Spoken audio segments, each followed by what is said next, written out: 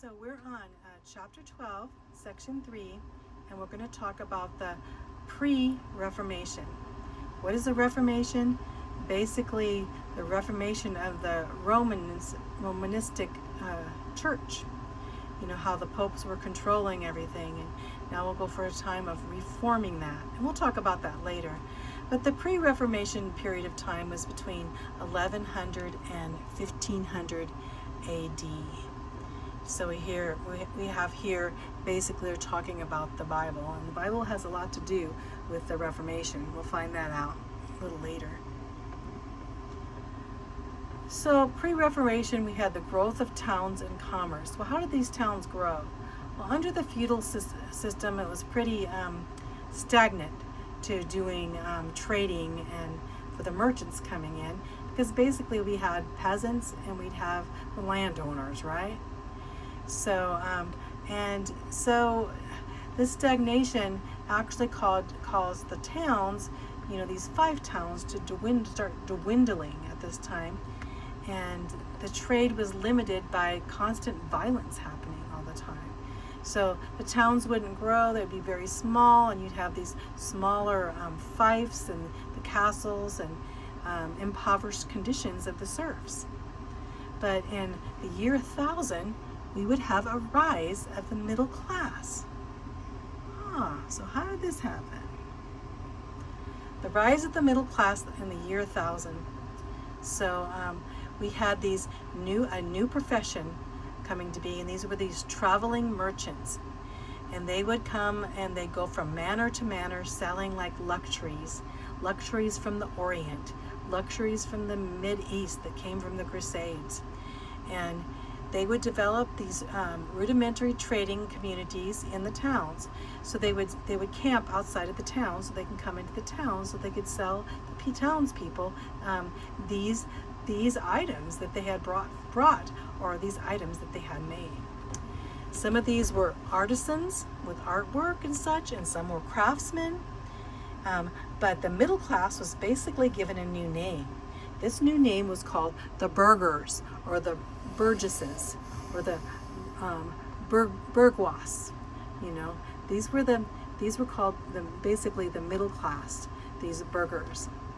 So when you have this word, just think of the middle class merchants, and they were in between the nobles and the peasants, because they were craftsmen and they were traveling merchants, and they had money. They weren't as poor as the peasants now. So we had a new middle class forming with the burgesses.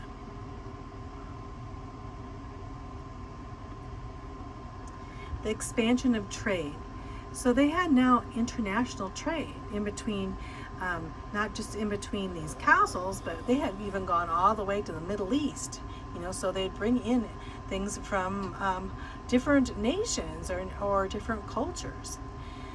Some of the big trading items would be wool. In Flanders, Flanders would be probably the area now when you think of the Dutch area. I think of Flanders, or that area. They would make leather and also wool, and they would also be a need for bankers, and Italian bankers would be very important during this time, and we'll find out how these Italian bankers became very, very wealthy. And the bankers would loan people money and give them credit at this time. Some of the big banking towns at that time of Italy were Venice, Florence, Milan, Genoa, and these banking cities became very wealthy. They also would have guilds, and these guilds would be for like unions of trade. And so these guilds would form so that they could protect you from high prices, and they'd be like kind of monopolies of how much you could buy or sell certain items. And then there, of course, we have the merchants and the artisans and the craftsmen would form these guilds, and they guarantee their prices and their wages in these guilds. Here's some pictures of the merchants, and here's the baking guild they had there. Trade alliance cities, they would call these trade cities the Hanseatic League. The Hanseatic League was in North Germany, but it included 85 cities of these guild cities. And it was during the 13th century that this happened. When you think of 13th century, you think in the 1200s, right? And they attempted to monopolize commerce until the 1600s. So that was like 300 years. This Hanseatic League would set down the prices and the wages and the prices and stuff of this Hanseatic League of merchant guilds. Wool and silk. I said Flanders, Dutch. Well, really, I think of it, they're Belgian. Flanders is in Belgium. And wool was the earliest industry, the wool industry. And these Flanders, when you think of Flanders, you think of Flemish. They're from Belgium. And they would manufacture this wool. And this wool, they would make all kinds of wool clothing. Here's a picture of a woman in wool clothing and how they would shear these sheep and making wool. Silk was another industry. The silk industry became very popular. Silk, before the year 500, only Chinese people and Persians had silk. Silkworms were in China. And Chinese knew how to make this silk, and you'd have to travel all the way to China to get any of the silk, and it'd be very expensive. And so this high prices of silk were set down in Rome. At that time, of the year 500, we had the Roman Caesars, remember, and they wanted silk. They were very, very wealthy, these Caesars and kings. And in the Byzantine markets, they also wanted silk. The very wealthy people in Constantinople wanted this silk. Justinian, do you remember who Justinian was? He was basically a king of Constantinople at that time.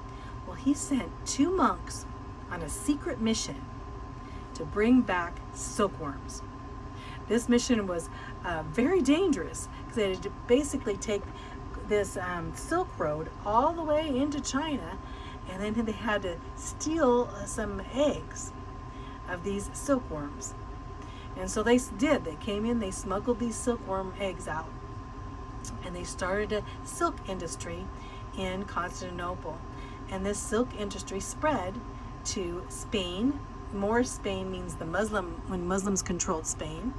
And they had this silk industry there, and on to Italy and Sicily in 1200. They had silk then, brought these silkworms in there and started making silk.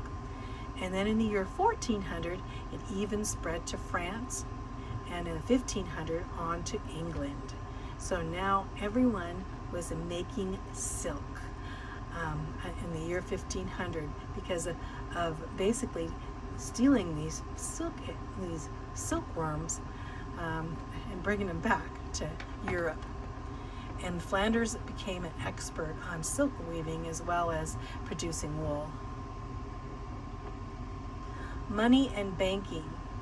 Money and banking, as I said before, this became a big, wealthy industry because, of course, there were different kingdoms and different money and different coins between the regions. So they had a way of exchanging money and also a way of borrowing money and lending money.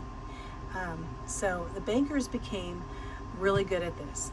In fact, certain families would take over the banking industry, and these bankers became big businessmen. They were extremely wealthy bankers at the time, these first bankers.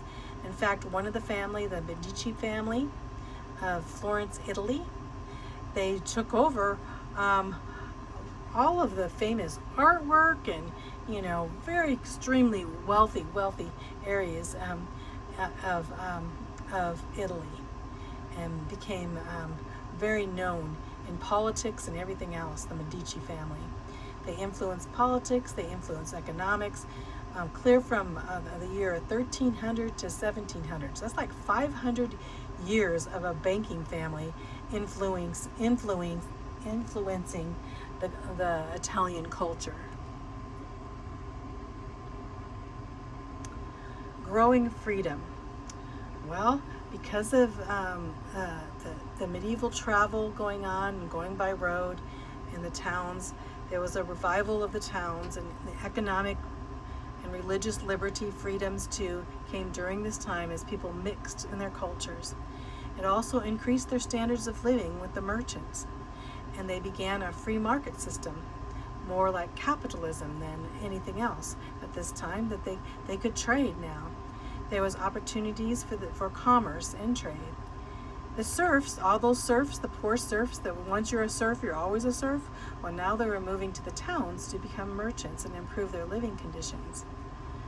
The burghers set up the free cities on the outside. Of course, they had the free cities where they'd come in, and the burghers were the middle class, and they had their own self-government and charters of the middle class. Reformation and professions of faith in the free cities. So as the Reformation would come, people would want to be free, and free not only that, but free in their religious choices at that time. In Strasbourg in northeast France and Geneva, Switzerland, they became big centers of missionaries during the Protestant Reformation. So we have a total change going on, pulling away from the feudal system and pulling away from the Romanistic church at this time, Romanistic Catholic Church at this time. But what also happened during this time was a terrible thing, and this thing was this was a plague, a bubonic plague. How did the bubonic plague happen? Here's a terrible picture of, even they had to burn their dead bodies, such. The bubonic plague was from infected fleas that were transferred by rats. The people didn't understand sanitation at all, and they had no idea that they were having these bacteria on these fleas and these rats, and rats were all over.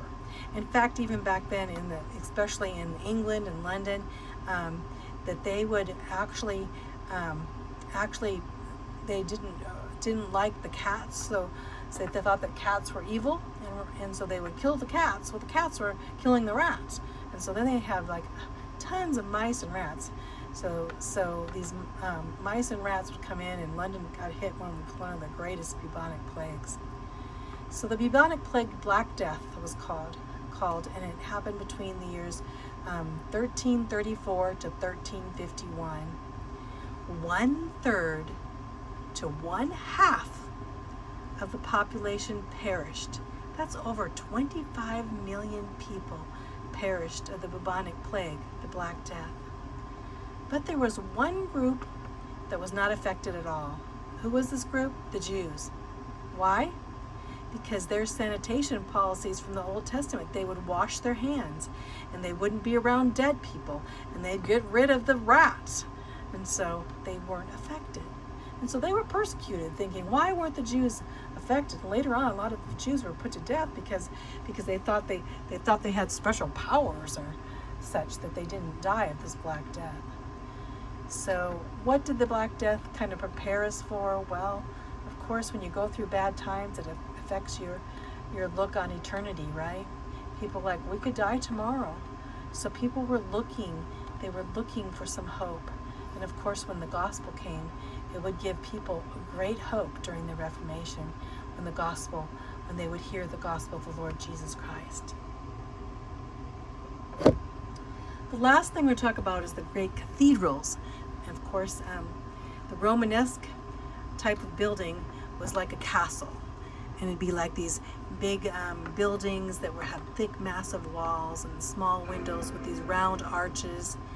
And you would see these churches and these towers would resemble these castles.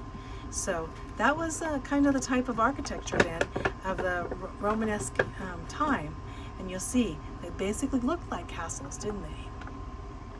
But then we'd have a new type of architecture coming during the time of the Middle Ages, the later Middle Ages, and this was Gothic. The Gothic architecture, they started up in Northern Europe, and they would have these tall walls with lots of pointed type windows and lots of light appearance. See how it looks here, how it looks totally different from the Romanesque. And they'd have stained glass windows with Bible stories in the stained glass windows.